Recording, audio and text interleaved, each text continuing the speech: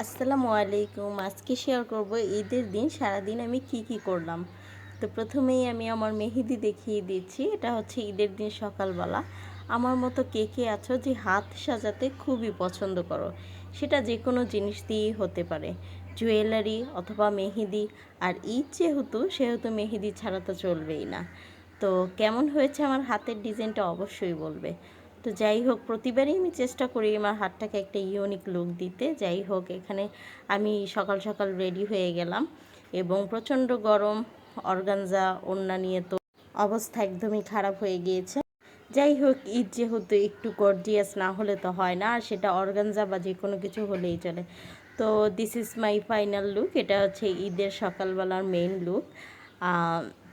তো রেডি হচ্ছিলাম, রেডি হয়ে ভেবেছি একটু নিজেদের আত্মীয় স্বজনের বাড়িতেই যাব, যেহেতু আমাদের অনেক বড় একটা ফ্যামিলি, সবার বাড়ি আশেপাশে, তো সবার কাছেই আমাদের আসলে ঈদের দিন যেতে হয়।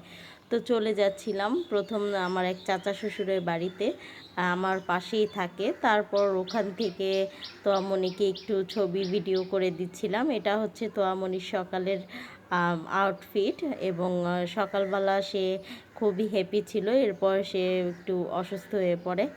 তারপর চলে গেলাম হচ্ছে ঈদের দিন বিকেলবেলা একটু কমফোর্টেবল হওয়ার জন্য হচ্ছে একটা কটনের ড্রেস পরে নিলাম, সেটাও অর্গানজা ওড়নার। যাই হোক, সৌন্দর্যটা হচ্ছে মেইন।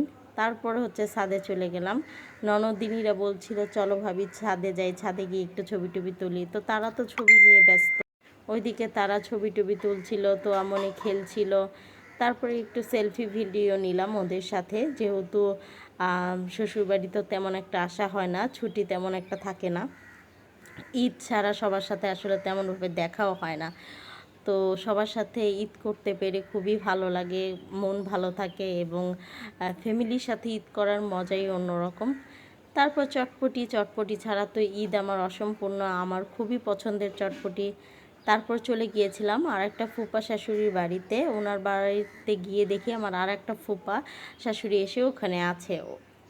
তো আমার ৩টা ফুপা শাশুড়ি। তো ওখানে আমি গিয়ে দেখি যে ওই ফুপা শাশুড়ি আমাকে তো ভীষণ আদর করে। উনি দেখে জাস্ট বলছিল আমার সাথে এক্ষুনি তুমি বাসায় যাবে। তারপরেই তো যে কথা সেই কাজ, চলে গেলাম।